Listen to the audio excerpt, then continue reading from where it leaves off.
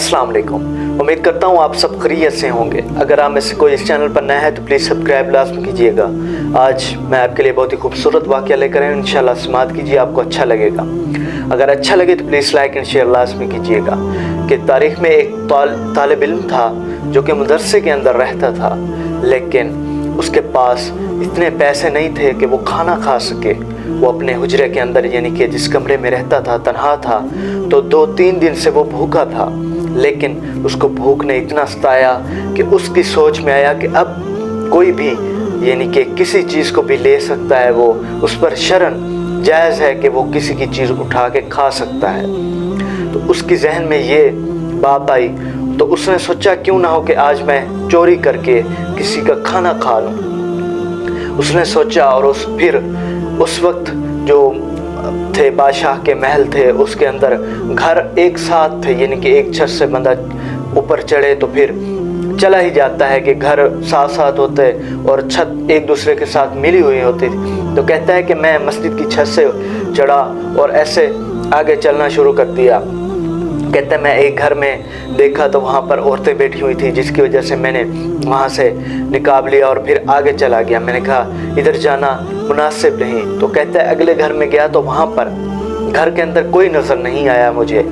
कहता है खाने की खुशबू भी आ रही थी, लेकिन मुझे नज़र कोई नहीं आ रहा था।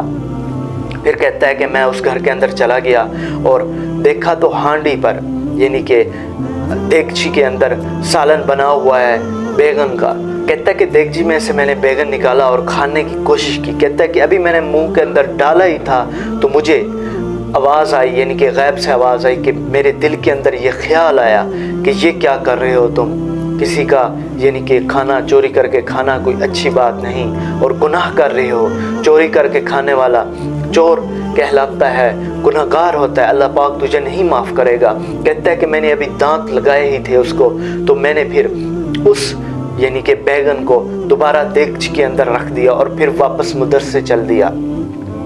कहता है कि मैं आया, शेख दर्स दे रहा तो शेख के दर्स में बैठ गया, लेकिन मुझे भूख की वजह से कोई समझ नहीं आ रही थी कि शेख क्या दर्स दे रहे हैं। फिर इसी तरह जब उसने बैठा, शेख ने दर्स ख़त्म किया, तो उसके बाद एक औरत आती है मदरसे के अंदर, मस्जिद के अंदर। तो औरत कहती है कि मेरा जो शोहर है, शेख को बता रही थी कि मेरा जो शोहर है वो इंतकाल कर गया है।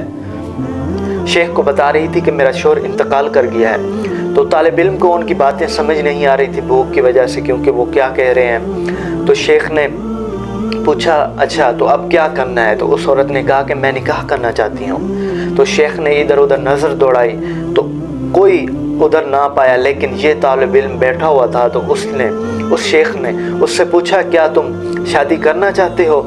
तो वो नौजवान खामोश रहा, क्योंकि इसलिए खामोश रहा क्योंकि उसके पास कुछ नहीं था, खाने के लिए रोटी के लिए पैसे भी नहीं थे। तो शेख ने दोबारा पूछा क्या तुम शादी करना चाहते हो। तो फिर उस नौजवान ने बताया कि मैं तो गरीब हूँ, मेरे पास कुछ भी नहीं, मैं एक तालिब इल्म हूँ, ना मैं कुछ कमाता हूँ, ना खाने के लिए मेरे पास आज पैसे भी नहीं है मैं कि रोटी खा सकूँ। तो शेख ने कहा तुम शादी करना चाहते हो। तो उसने कहा जी हाँ मैं शादी करना चाहता हूँ। तो शेख ने फिर उस लड़की से पूछा क्या तुम इसको अपने शौहर के तौर पे कबूल करती हो। तो लड़की ने कहा जी हाँ। तो उस लड़की का चचा भी उस मस्जिद में बैठा हुआ था, तो उसने उसको बुलाया, शेख ने उनको बुलवाया और फिर उस लड़के और लड़की का निकाह करवा दिया। जब उन दोनों का निकाह हो जाता है तो शेख मोहतरम ने उस लड़के का हक महर जो उस लड़की को उसने अदा करना था, शेख मोहतरम ने उसका खुद ही अदा किया और फिर उस लड़की को कहा कि अपने शोहर का हाथ थाम लो। तो उस लड़की ने उसका हाथ थामा और उसको घर ले गई। जब वो घर दाखिल होता है तो लड़का देखता है कि इधर मैं शायद पहले आ चुका हूँ। जब अंदर जाती है तो उसने कहा कि बैगन का सालन बना हुआ है, तो उसको पता चल गया ये वही घर है।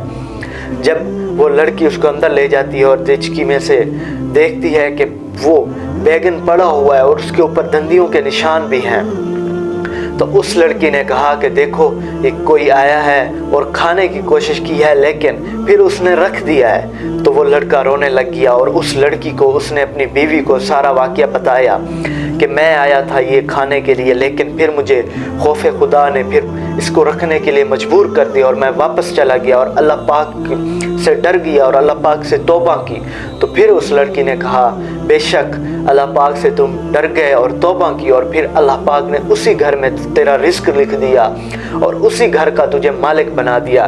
یہ ہے توبہ کرنے کا صلہ اور اللہ پاک سے ڈرنے کا صلہ۔ اگر آج ہم اسی طرح کوئی غلط کام کرتے ہیں، اگر اس کو چھوڑ دیں گے تو اللہ پاک ہمیں ضرور نوازے گا اس سے۔ انشاءاللہ آپ سے درخواست ہے کہ خدا را اس طرح کے کوئی کام نہ کریں جس سے اللہ پاک ناراض ہو۔ اللہ پاک سے دعا کرتے ہیں کہ اللہ پاک ہمیں حضور اکرم حضرت محمد صلی اللہ علیہ وسلم کے صدقے اس دنیا میں بھی کامیاب کرے اور آخرت میں بھی کامیاب کرے۔ اگر آپ کو یہ ویڈیو پسند آئے تو پلیز لائک انشاءاللہ لازمی کیجیے گا۔ انشاءاللہ ملتے ہیں نیکسٹ ویڈیو میں، تب تک کے لیے اپنا خیال رکھیے۔ اللہ حافظ۔ اللہم صلی علی سیدنا و مولانا محمد وعلی